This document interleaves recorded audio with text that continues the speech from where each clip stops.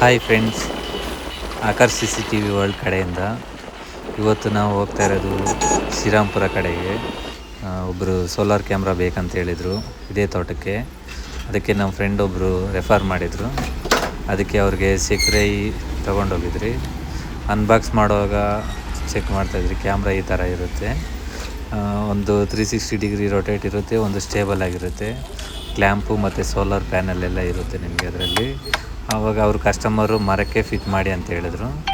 ಅದರಿಂದ ಅವ್ರ ಮರನ ಕಟ್ ಮಾಡಿಕೊಂಡು ನಾವು ಅದಕ್ಕೆ ಮರಕ್ಕೆ ಫಿಕ್ಸ್ ಮಾಡೋದಕ್ಕೆ ಎಲ್ಲ ರೆಡಿ ಆದ್ರಿ.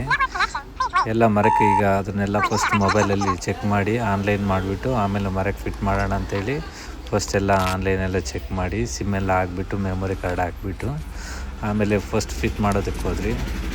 ನಮ್ಮ ಹುಡುಗ ಎಲ್ಲ ಸೋಲಾರ್ ಪ್ಯಾನಲೆಲ್ಲ ಫಿಟ್ ಮಾಡಿದ್ರು. ಫಿಟ್ ಮಾಡಿದ್ದಾದಮೇಲೆ ನಾವೆಲ್ಲ ಕಸ್ಟಮರ್ಗೆಲ್ಲ ಹಿಂದೆಗಡೆ ಅದು ಕ್ಲ್ಯಾಂಪೆಲ್ಲ ಇರುತ್ತೆ, ಆ ಕ್ಲ್ಯಾಂಪೆಲ್ಲ ಫಿಟ್ ಮಾಡಿ ಆಮೇಲೆ ಕ್ಲೀನಾಗೆಲ್ಲ ಪ್ಯಾನೆಲ್ಲ ಫಿಟ್ ಮಾಡಿದ್ದು. ಅದಾದಮೇಲೆ ಮರಕ್ಕೆಲ್ಲ ನಮ್ಮ ಹುಡುಗ ಫಿಟ್ ಮಾಡ್ದೆ. ಸೋಲಾರ್ ಪ್ಯಾನಲೆಲ್ಲ ಫಿಟ್ ಮಾಡ್ತಾಯಿದ್ದಾನೆ ನೋಡಿ.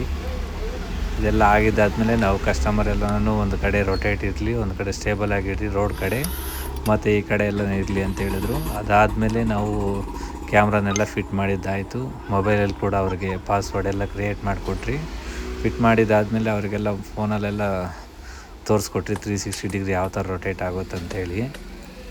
ಅದಾದಮೇಲೆ ಅವರು ಕೂಡ ಚೆಕ್ ಮಾಡಿದ್ರು ಯಾವ ಥರ ಅಂತ. ಅದಾದಮೇಲೆ ನಾವು ಹೋಗಿ ಅಲ್ಲೊಂದು ಕಂಬಕ್ಕೆ ಅಲ್ಲಿ ಕಲ್ಲಿಗೆ ನಿಲ್ಲಿಸಿ ಅಂತ ಹೇಳಿದರು. ಎಲ್ಲ ನಿಲ್ಲಿಸಿದ್ದಾಯಿತು. ಆಮೇಲೆ ಲೈವ್ ಈ ಥರ ಬಂತು. ಏನಾದರೂ ನಿಮಗೆ ಇಷ್ಟ ಆಗಿದರೆ like and share and subscribe ಮಾಡಿ.